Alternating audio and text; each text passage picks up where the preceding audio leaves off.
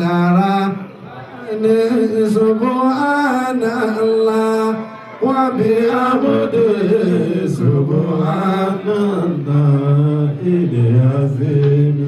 Salima ani afifatani lisani sakilatani fil mizani abibatani ila rahmani subhanallah wa bihamdihi subhanallah al-azim. Solo Nabi Karim sallallahu alaihi wasallam. Gbogbo bá ṣe dákẹ́ ọlọ́run wọlé àti bàrà pàdé ọ̀rọ̀ ní kọ́kọ́ orí dojú la hawla wala quwwata illa billah.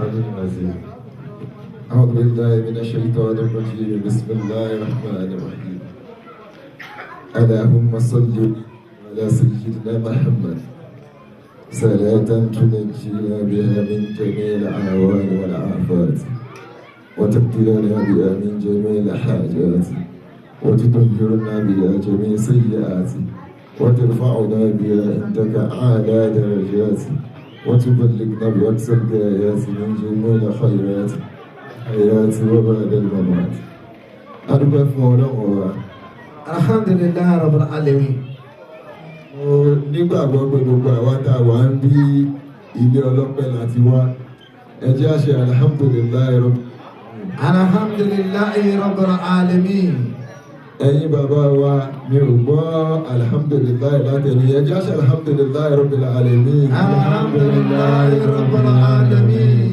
kí àdírẹ́sì ó má bàa wá pọ̀ ju lẹ́tà lọ Al-Qur'ani ni wọ́n ní ká yọ nínú ẹ̀ káàkà ó ti ẹ̀ jẹ́ pé kì í ṣe pé àmúra wá fún tẹ́lẹ̀ o kì í ṣe pa gbọ́ tí bí ń sọ. àmọ́ kéèyàn kí ẹyọ kan nu àyà Al-Qur'ani náà lókè àmọ́ wọ́n síbẹ̀ ẹ ń bá fẹ́ kó náà ó dépò gíga yóò pa àwọn tán ti ga dé yóò sì pa àwọn aṣíwájú lé. kíkì mi látọ̀dọ̀ bàbá wa mufti gbogbo Paris bàbá wa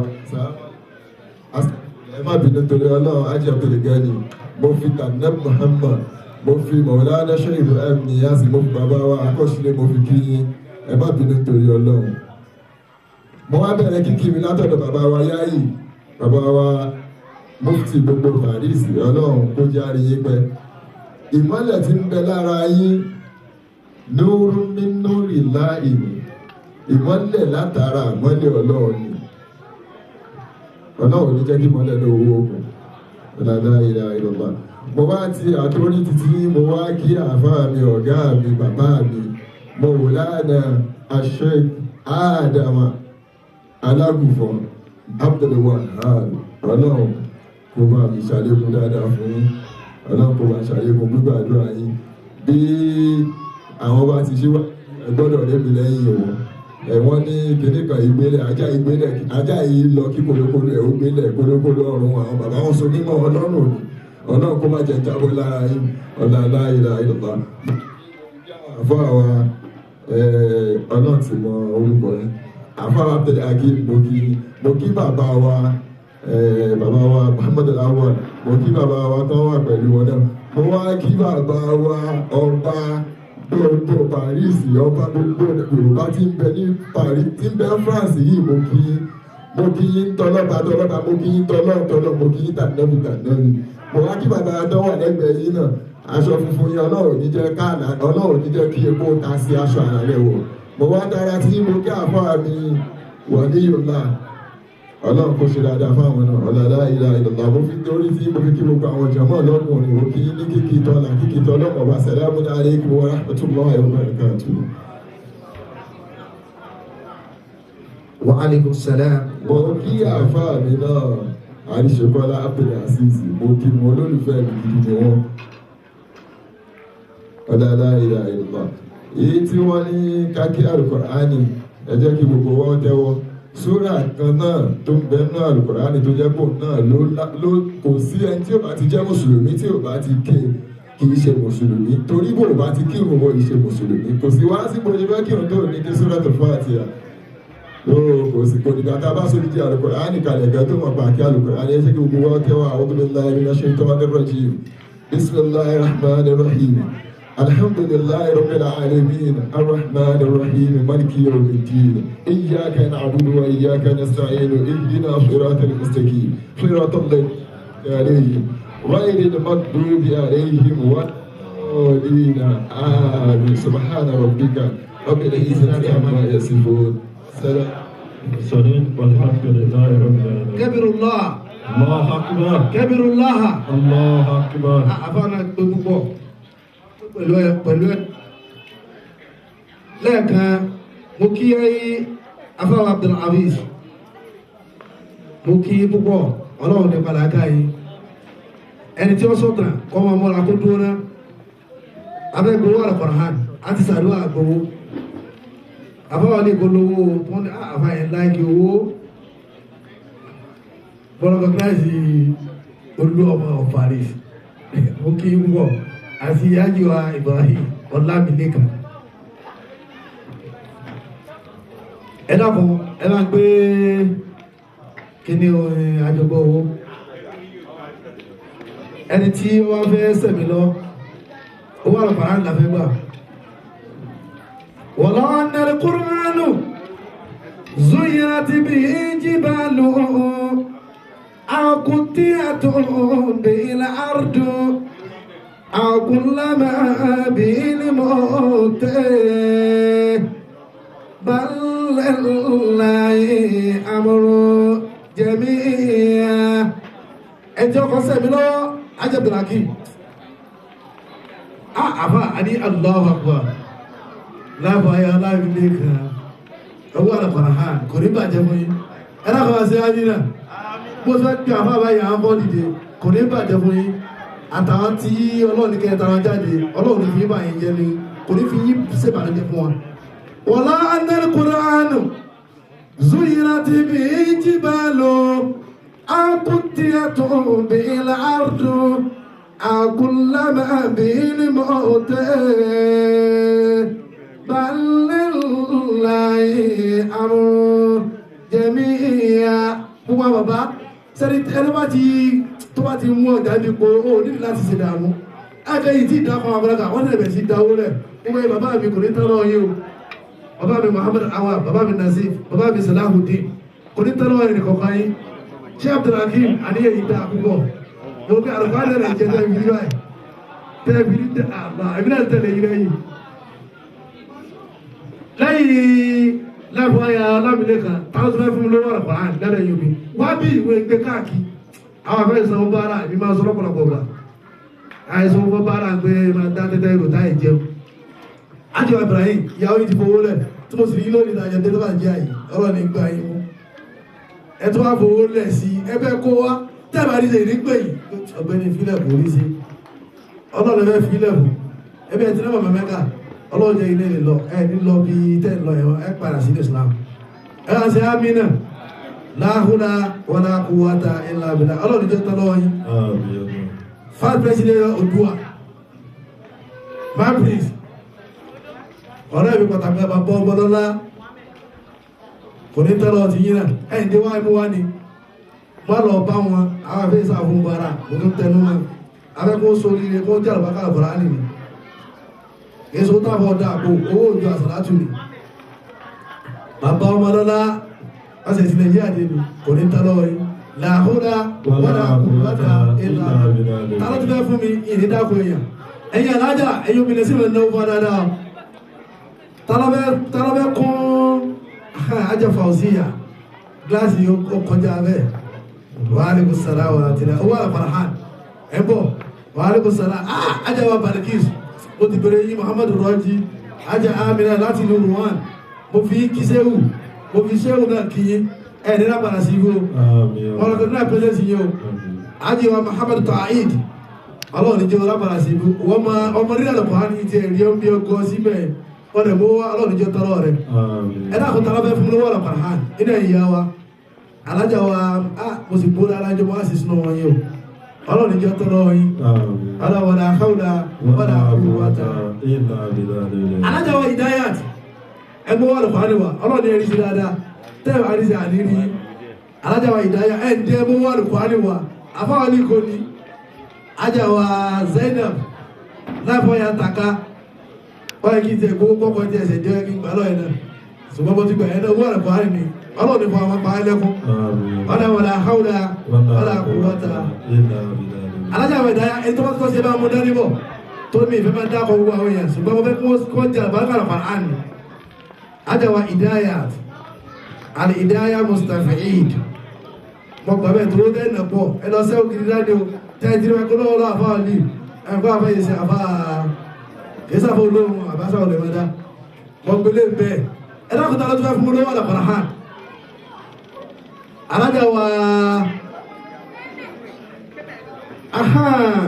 kò ní bàjẹ́ fún yín ẹ̀ tẹ́jẹ́ dákọ̀ yín Mujidat ẹ̀ ní àlùbáríkà tó pọ̀ ọlọ́run wọlé àti àlàkọ̀rọ̀ hàn yóò wà ní àṣẹ rẹ̀ àti àánú rẹ̀ tí bẹ̀rẹ̀ àkọ́hánì gbogbo àtàwọn bí ọlọ́run jà borí náà jẹ́ ọlọ́run wọlé àgbọn bàbá tí ń bẹ láàrin wa yóò wọlé àwọn àfà tí wọ́n bẹ ní kalẹ̀ yóò wọlé gbogbo ẹ̀yin ìyá wa tẹ́ jẹ́ abiyamọ gidi tòótọ́ ọlọ́run gbogbo tó bẹ ní kọ̀ọ̀kan wá ní jẹ́ tàbí débi ọlọ́run sọ nínú kàtó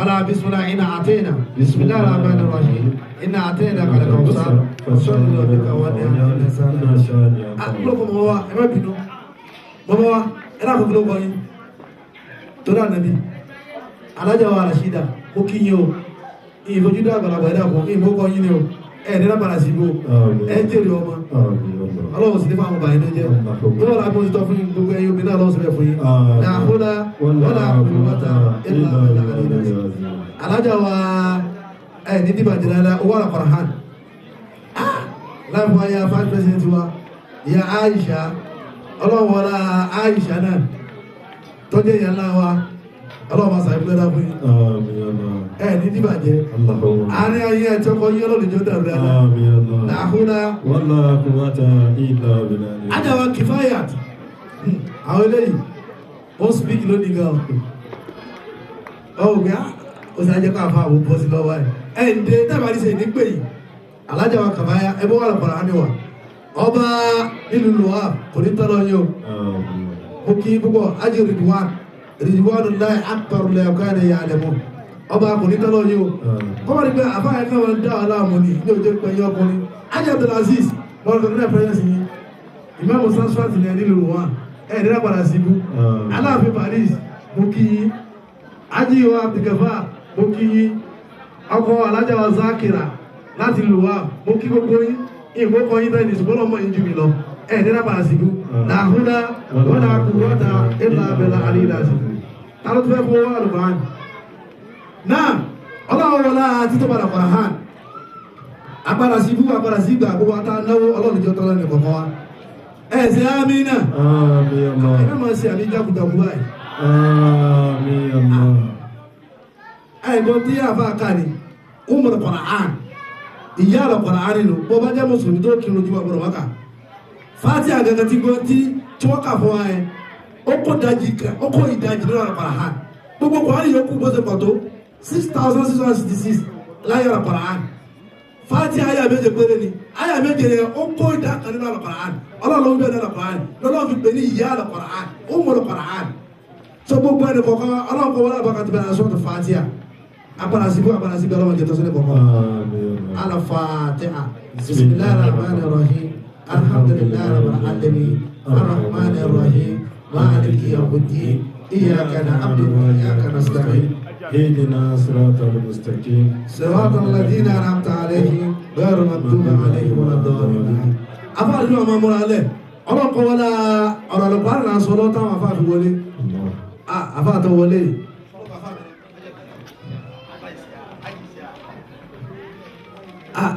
àsàlátù kama ọmọ gba àwọn èèyàn lónìí o àwọn tí ìsáwà jáde ìjẹjẹjẹ nù ájọba Isaac ẹ wo bí mo kí púpọ̀ tó bá ti rí àfa àdìsí kọ́lá mo mọ̀ kó máa rí yìí salamu alaikum tula mo kí púpọ̀ níjọ́ ọmọ ajé abdulhakeem kàtí parí last nínú àpàrà sí ibú ẹjọ́ kò àfáà náà para wọn púpọ̀ nínú àpàrà dùdú ẹ̀dá máa ṣe amínà ẹ máa ṣe amínà gbogbo wọn tó bá ṣe amínà tiẹ̀ náà dá آمين. بسم الله إنا أعطينا بسم الله الرحمن الرحيم. إنا أعطينا الكوثر فصل لربك وانحر إن شانئك هو الأبتر. ẹ má ní jẹ́ jókòó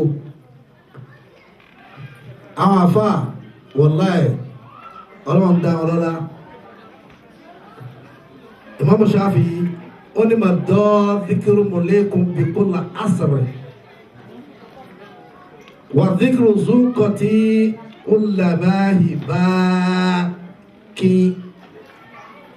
Sheikh Abdulaziz ajizia mo kí n gbọ́ ọlọ́run ní jẹ́ rápàdà sí ibú آمين الله. gbogbo ẹnì kọ̀ọ̀kan wa náà táwọn sí ábí ẹni rápàdà sí ibú اللهم ọlọ́run wọlé àkọ́wọ́dà. ولا قوة إلا بالله. Now, Ajiwa Ridwanullah, mo fẹ́ fún ní just 5 minutes. Ó fi ṣe bayan. Ọ̀rọ̀ tí wọ́n bá aṣọ lẹ́ẹ̀kan tàbí lọ kírun Zuhr, àtàbí lọ kírun Asri. Tí wọ́n ti bẹ́ẹ̀ máa anulẹ̀ ẹ̀. Ajiwa Ridwan, láàrin 5 minutes, wà á ti gbé ìjókòó ní ìsìn ó ti yàtọ̀. Àwọn ẹlẹ́kọ̀ọ́ sí bẹ́ńkálẹ̀, àwọn afá bẹ́ńkálẹ̀. Mi ìfẹ́jọ́ tọ́pọ̀. Very meaningful and very short and very meaningful. Assalamu alaikum.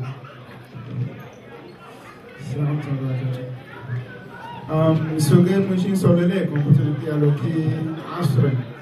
So ibi tí mo bọ́rọ̀ mi dé ni our peace and tolerance. So what I was trying to explain nínú ìwé mi ni pé in the world that they are living in the world we are living today.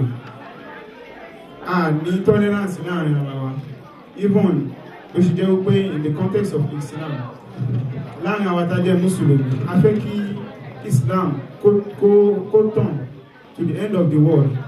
There's àwọn agbọn láàrin ara wa àgbọ́ra wa yé in the same Islam in the same religion tó ṣe pé àwọn ẹbí mọ́ wa we have people tó ṣe wípé we have the Shia, the Sunnis and the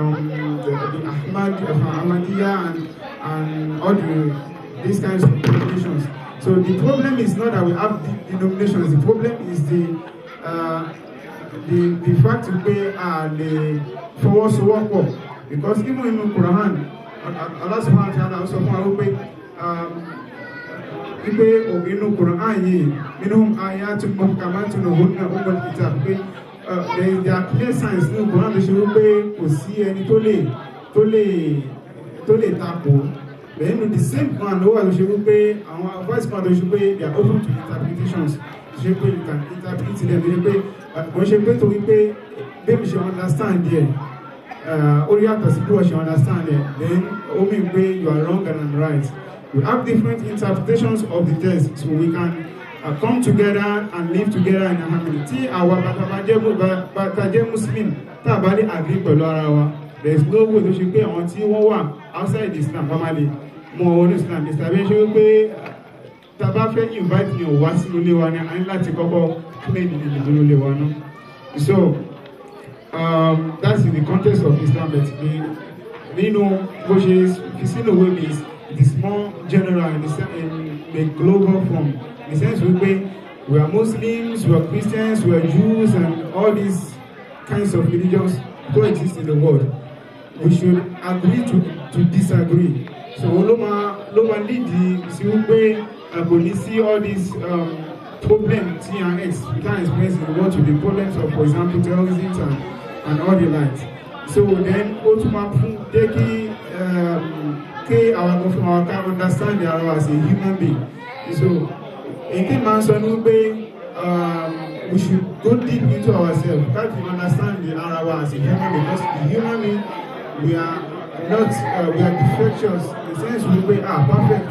So tell me about perfect as a human being, I can commit a mistake. So if the man in front of me commits a mistake, I'll be able to understand him. The solution is not to reject the man, but to help the man out of the mistake. So with them also, our coach the one when you befriend your enemy, because by befriending your enemy, you understand the roots of his enmity, then you help him become good. Because we are like a container in every one of us. tí bá mú cup méjì sí 2 identical cups tí mo fọ́mọ kékeré mo fi coke sínú kan dẹ̀ mo fomi omi sínú kan mo á present ẹ̀ fún ọmọ kékeré kan the 2 cups the same cups ni ó identical but the ọmọ yẹn is more likely láti choose èyí tí coke wà ń bẹ̀ ju èyí tó wà ń bẹ̀ because nǹkan tó wà ń bẹ̀ ó yàtọ̀ sí tó wà nù méjèèjì yàtọ̀ sí náà so we as a human being we are like that we are like a container ó ṣe wípé is we either have good enough or bad and the thing is we have both of them ó depend lórí wá ṣe nourish èyí tá bá nourish ló máa hàn síta so tá bá ní nǹkan tó ṣe pé ó ń ṣe nǹkan tó kù díẹ̀ káàdó tó kù díẹ̀ káàdó instead of man reject ẹ̀yẹ pé this man is a evil person it is better we come close to the person and help him become good so ló máa jẹ́ kí the world becomes a better world to live. So the last part is of love and lust. Example tí màá give me nínú part yìí ni pé this part talks much about the root about the youth of today. Don't know if pé àtúgbà àwọn àgbàlagbà náà wò. That mi máa ń sọ̀rọ̀ kan wípé the most dangerous age of a human being is the youth, the adolescent age. Think about the past age, then the other stages will be easy. And the reason is, stage some explains some physiological changes in the body in terms of maybe puberty and everything. Then over a young cinema will attempt to commit and act in they are defections to the souls. So think about the past age here, then will be easy. But the problem is in the world and live daily, we are constantly filled with some things that should be nourish these temptations, publicity and everything. So the thing is, for example, we are fine. That's the circle can live there in here, the general rule of the youth. So when you are saying fine, okay. I meet our exchange words, then all the girlfriend, the only boyfriend, they have good. In the next few months, we realize and he is not compatible with me. Then my ex the next week more me, then another cycle begins. At the end of the day, before I go to pay, maybe into Joko, mo fẹ́ jókòó pẹ̀lú fẹsẹ̀ tó bẹ̀rẹ̀ yàn mo ṣe already fẹ́ alọ́lọ́mọ yẹn tí mo ti fẹ́ lọ. So what I was trying to explain nínú ìwé yìí ni wípé better for us to go beyond the veil of beauty because the man ojú.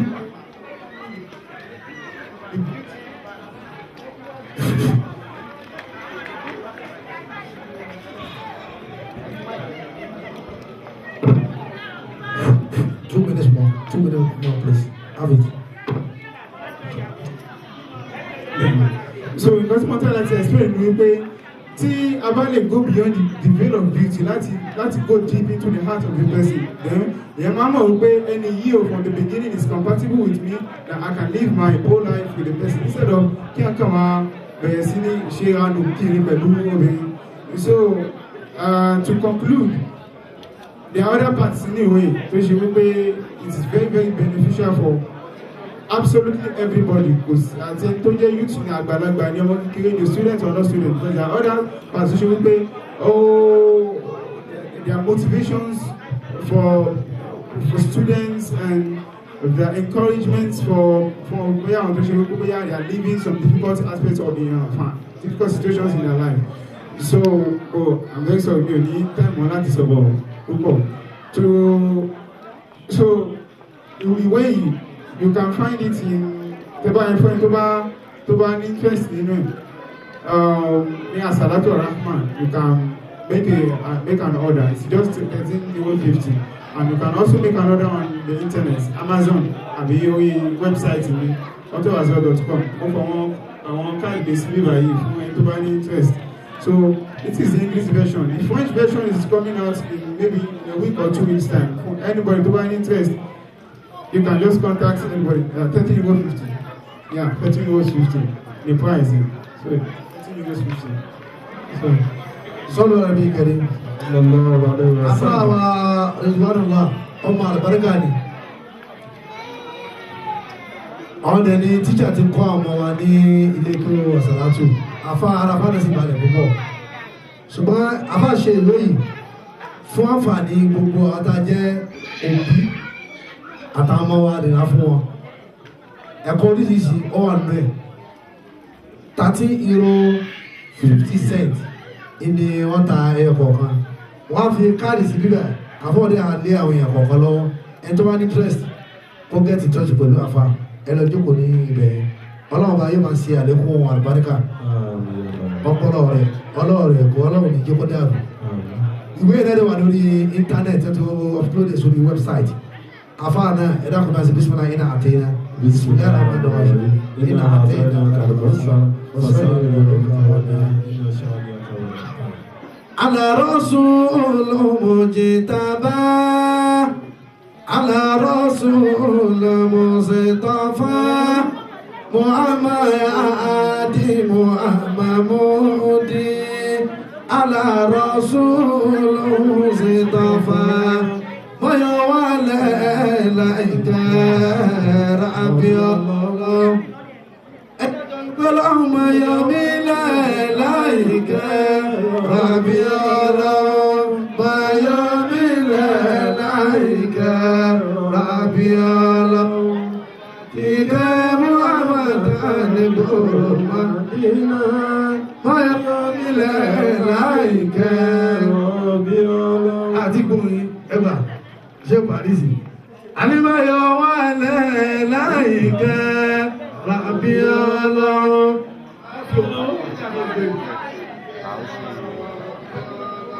وبعدك ومتان قربتنا ويوالى إليك ربي الله وبعدك ومتان قربتنا ويوالى إليك ربي الله صلاة الله سلام الله على رسول مصطفى صلاة الله سلام الله على رسول مجتبى صلاة الله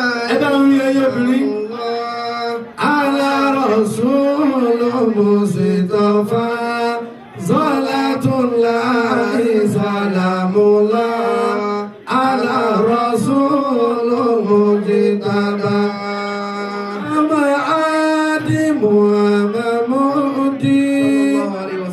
محمد محمد ياسين صلاة الله سلام الله على رسول مصطفى صلاة الله سلام الله على رسول مصطفى صلاة الله سلام الله على رسول مرتضى gbogbo tó fẹ́ bá nàbí wọlé ọ̀rọ̀ sí sallallahu alaihi wasallam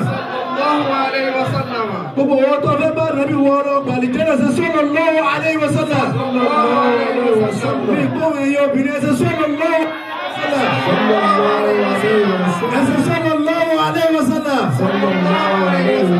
àwọn ọkùnrin á bí ti ibi lónìí ẹ̀yin bàbá mi ẹ̀yin brothers ẹsẹ̀ sallallahu alaihi wasallam sallallahu alaihi wasallam ẹsẹ̀ sallallahu alaihi wasallam sallallahu alaihi wasallam ọwọ́ ọkùnrin ọlọ́ kejìdá yóò bí lọ kò sí ẹgbẹ́lẹ̀ ẹjẹ́ gbẹ́lẹ̀ kẹsí sallallahu alaihi wasallam ẹsẹ̀ sallallahu alaihi wasallam sallallahu alaihi wasallam ọlọ́run jẹ́ wọ́n kọ́kọ́ yìí ọmọ ẹsẹ̀ àbẹ̀lẹ̀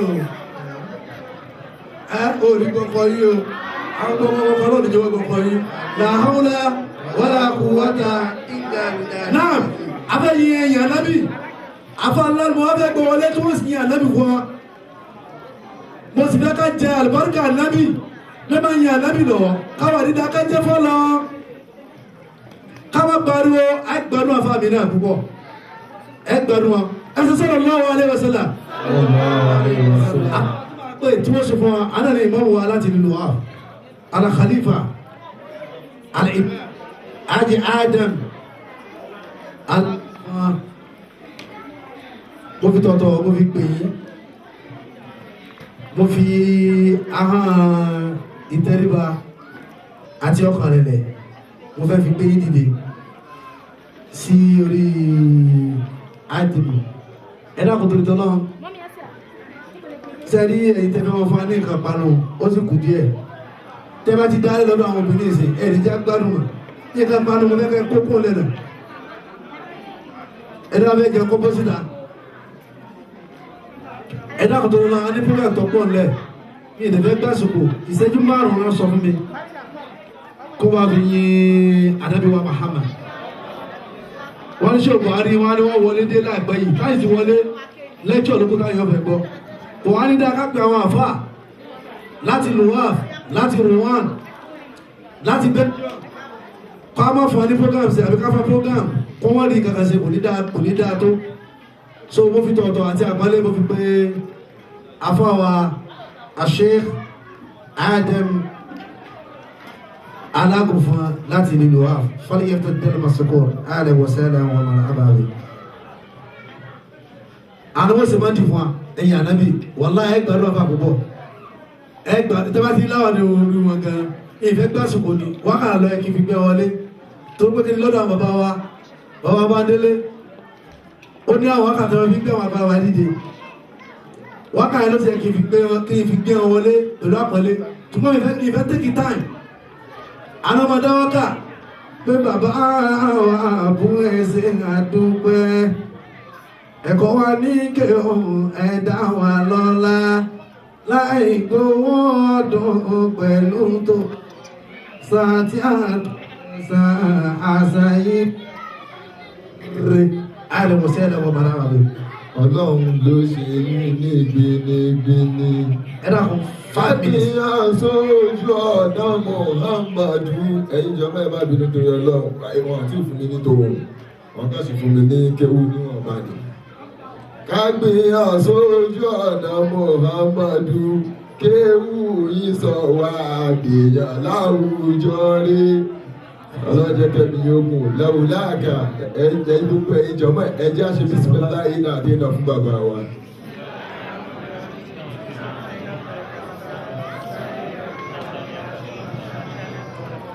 Àsìkò ń kéré fún ṣéèwò ṣùgbọ́n ẹ̀dá kan mẹ́bí ló torí ànábì. Torí ẹ̀ náà la ṣe ṣe introduction púpọ̀. Alhamdulillahi rabbil alamin. Amadan yuwafi ni'amahu wa yufiu masidahu wa yudafiu liqamahu. Ànábì Muhammad Sallallahu alaihi wa sallam ẹjẹ́ ayé ògbà Ànábì Muhammad. Wa ní kullu amrin sí báàlì la yubda'u bihi basmala aw hamdala fa huwa aktar ay mamuhukul baraka. Àti bẹ̀rẹ̀ pẹ̀lú orúkọ Ọlọ́run. Àwọn bàbá ní àbẹ̀rẹ̀ pẹ̀lú orúkọ Ọlọ́run ọba. Àbábìlábí ṣé wàá dàbí ẹ máa rọ̀ wọ́n mọ̀ pé ẹ̀rọ ẹ̀dá pẹ̀lú ọ̀rọ̀ tó lásìkò. Ọlọ́run kan yóò dá Ọlọ́run ìwádìí Ọlọ́run sọ sínú. Mo kí gbogbo ẹ̀yin bàbá àbá tí ẹ wà ń kalẹ̀. Mo kí gbogbo ẹ̀yin ìyá wa ní àtòkèdélẹ̀ àti gbogbo àsàlátù ar-Rahman. Inna rahmatallahi qaribun minal muhsinin. Ìkẹ́ Ọlọ́run tán ni ó súnmọ́ gbogbo ẹni tí máa ń ṣe dáadáa. Ọlọ́run ní kíkọ́ ya ẹnì kọ̀ọ̀kan wa. Ọ̀dà Muhammad sallallahu alaihi wa sallam. Ọ̀dà Qur'an al-Karim. Wọ́n á kí